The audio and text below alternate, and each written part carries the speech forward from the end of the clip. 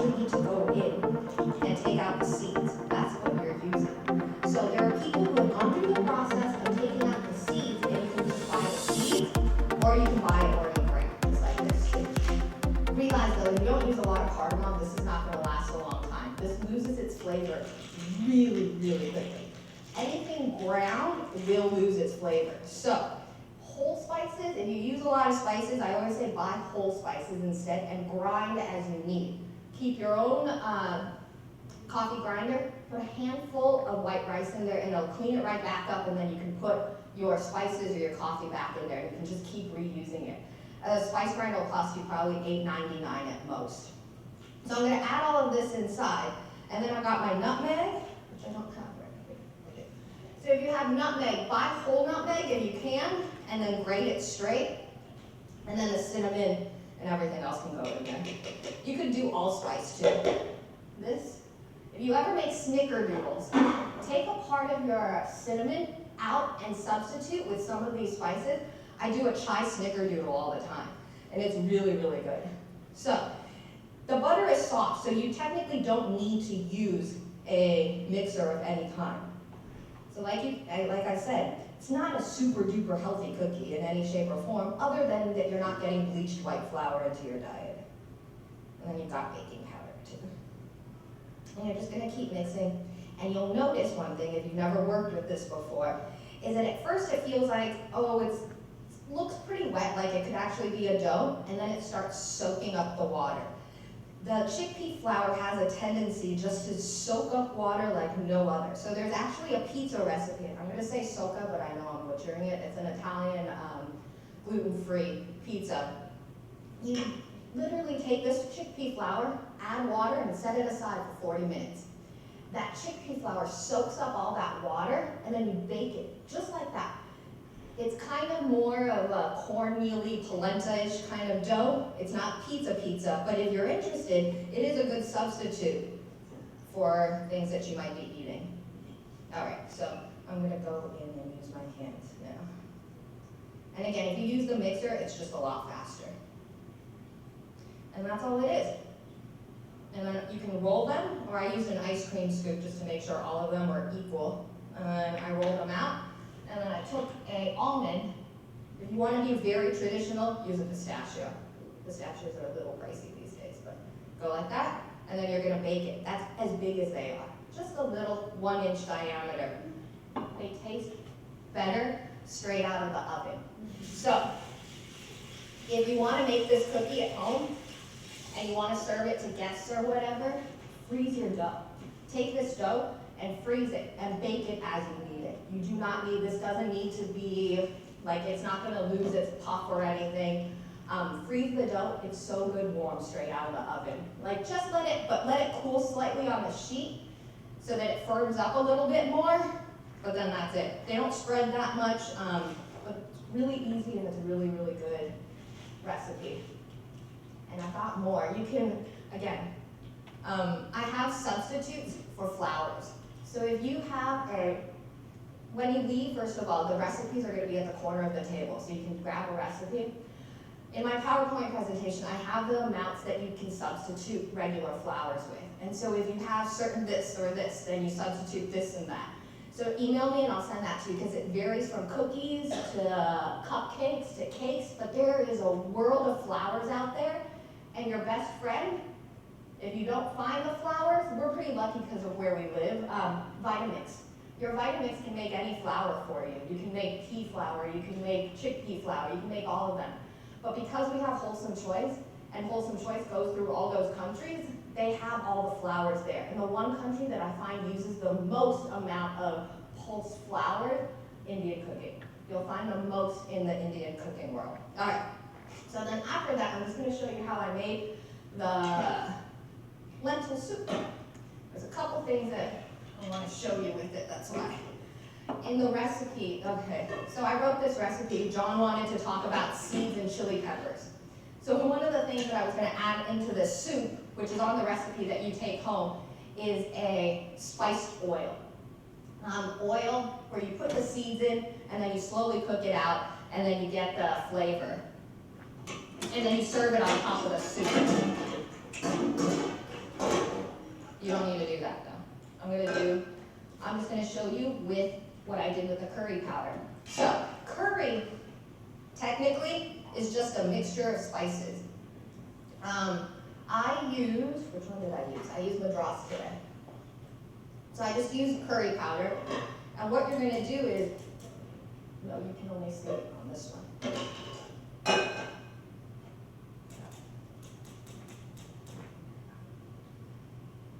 We're gonna add that oil in.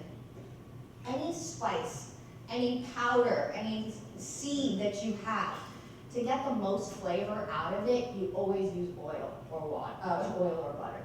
Ghee, if you want to use ghee too, you can use that. But I'm gonna what we call kind of wake up the spice in it then. And curry powder if you want. There's so many different varieties and they all vary in taste and flavor and everything. So it really just depends on what you like. I usually try to buy based on the country that I'm gonna be cooking from. So if it's an Asian one, like I'm cooking an Asian dish, I'll choose a curry powder from an Asian grocery store. If it's something Indian, I'll choose it from the Indian section of the grocery store and so on. So you're just gonna slowly kind of wake it up with that butter, with the oil. And then you've got onion, garlic. Who's noticed the price of garlic? Nobody's noticed it? Yeah, do you know why? I don't, it's gone up like twice. It is ridiculous now. This pack of 5 used to be 99 cents on a good day. Now it's $2.99. $2.99, some will charge you $3.99 per pound and they're weighing it. This is the reason why. My husband and I got into an argument over this. He did not believe that most of our garlic is imported from China. It is. We live in a world where we trade, and it's a weird world that we live in, that we have all this land and all this stuff, and yet we choose to grow almonds that we import to China, and China chooses to grow garlic that they then import to us. Well, that's what happened. So in the store these days, you're seeing these two guys next to each other. California garlic, China garlic. This is elephant garlic. Elephant garlic in the sense that it has way more flavor than this guy.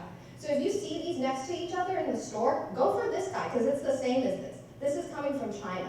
This might not be from California, but this guy has way more flavor. It's elephant. And I'll show you what I mean by so much more flavor. This one clove, this one clove will probably you'll probably need 2 or 3 of these to get the flavor of one of these. So this lasts a lot longer too. I'm gonna turn on the fan, sorry. That's what happens when I talk. And so instead, back in the day, I used to tell you could put your whole clove of garlic in a towel and wrap it up and whack at it and do that. Well, guess what? That's a waste now because you're getting garlic on your towel and it's a waste. So there's a couple things you can do.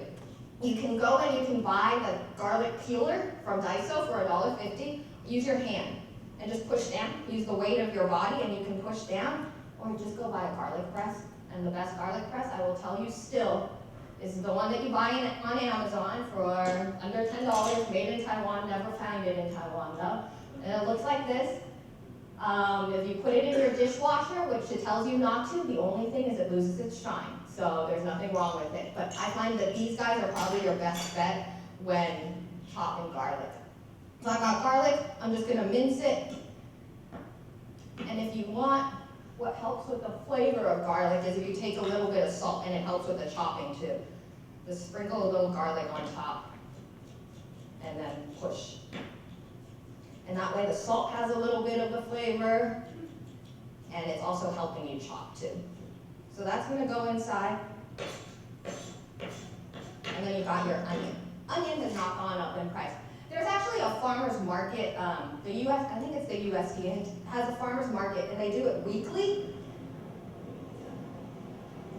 They do it weekly, and you can go on and you can find out why this is so expensive this week, why this is not so expensive, and it tells you the trends. Avocados next week going back up in price, so watch it, yeah. I wish we could all hedge like restaurants do. So we're gonna dice the onion. You're gonna put your hand around it and then cut down, and then peel. If you don't know, this is the part of the onion that you cut, that root, that releases most of the gases that make you cry. Oh my God. whole onion. There we go. It's got a nice protective skin on the outside of it. That's the other thing, when you buy onions, look for the ones that have a little bit thicker of skin because it's protecting it a little bit more. Onions are never in shortage. Onions are always in excess. All right. And then I'm going to take off one end and then keep the root intact. Use the tip of my knife to make cuts throughout the top. One cut through the middle, if you dare, and I saw it through, and then push forward. And then you've got a perfect piece, just like that. So in this soup, we've got onions, garlic, lentils. And I just want to talk to you about the lentils and the selections of lentils that you have. When you go to the grocery store, what you'll often see, so you're just going to add that in, and then we're going to continue on. There's a lot of different things that you'll see. Specifically, dal. So you'll see dal. Dal is not necessarily lentils.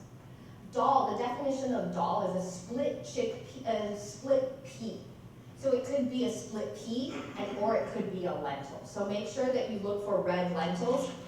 I'm not saying there's anything wrong with it though. These are not red lentils. I just wanted to show you. These are split, that's why. So the red lentils that I used were whole, so they're a little bit bigger. There's nothing wrong with using this. The only thing is this is more processed than a whole lentil. So the more processed it is, the more it's kind of broken down for you, but it also means it cooks a lot faster too. So you feel free to use any of those and you'll have good results out of it. All right, and then I'll just show you the spiced oil that was supposed to go on top of the soup. If you wanted to add it on top, you can.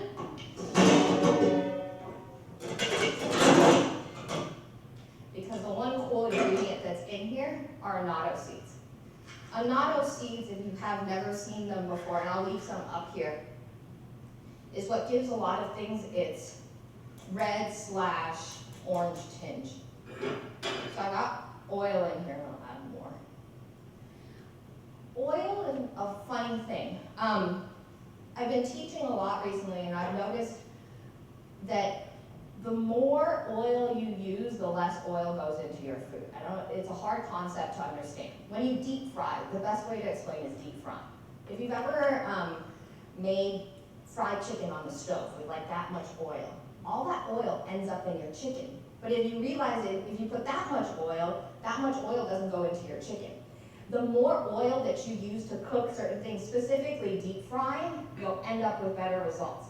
The other thing is, it's really frustrating for people to cook in stainless steel and they don't add enough oil.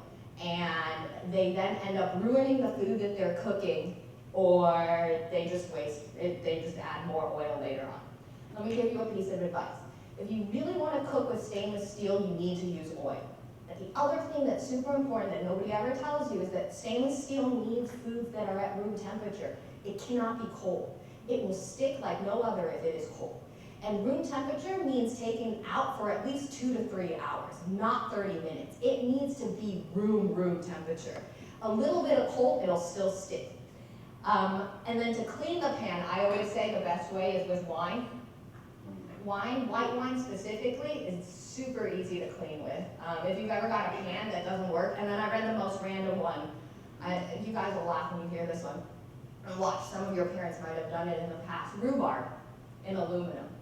If you've never been able to take a pan, like a black pan, if you've never, you can't get all that stuff out, fill it with rhubarb, but bring it to a boil, let it sit overnight, that stuff comes right off. The beauties of rhubarb, yeah. Rhubarb is poison. Rhubarb is a funky kind of guy, I guess, girl. I just put cumin seeds in there right now, and then I'm also going to add turmeric. Turmeric powder, not fresh turmeric, just the powder one. And then you can already start smelling that, and you're just waiting for it to become fragrant, just like the curry powder. And then if you dare, you can add chilies. So these are Thai red chilies. To clean it, like John said, it's the membrane in the middle. I take off one end, and then I just cut through the middle, and then expose it, and then scrape. And I use the back of my knife to scrape. That way I don't cut it. And then if you dare, go in and slice more. Just like that. And you can add however what you want. Chilies are also an interesting thing, especially like jalapenos. They vary on spiciness. The best way I tell you to do it is when you cut it and you can feel it, it means it's spicy. Like you can really feel the heat of spicy food coming up at you. So just smell it and you should be able to tell how spicy something's gonna be. And then I'm just gonna strain this oil and then you would drizzle it on top of the soup if you wanted to. And that's it with that. And then the last thing was just the salad. Super easy, I just wanted to show you how to give haircuts to your herbs and spices. I took care, I used all my mint. This is good old dill. You feel free to leave. I can talk forever by myself. So completely okay with you walking out on me. Dill, you can just pick off. Best place to buy dill, Persian markets too, or Vietnamese markets. And then I'm gonna chop. And then with the parsley, I'm gonna give it a haircut by just scraping the leaves off. And then that all just gets mixed in with lemon and red wine vinegar and your beans. And the last thing is celery. For those who don't know, who aren't here, yeah, some of you I recognize, some of you don't. This is part of the dirty dozen. There is a dirty dozen. Celery is one of those good dirty dozen ones, meaning you buy this organic and you do not buy it any other way or shape or form. This guy, it's a net negative food actually. Eating celery, you actually lose calories. Yeah,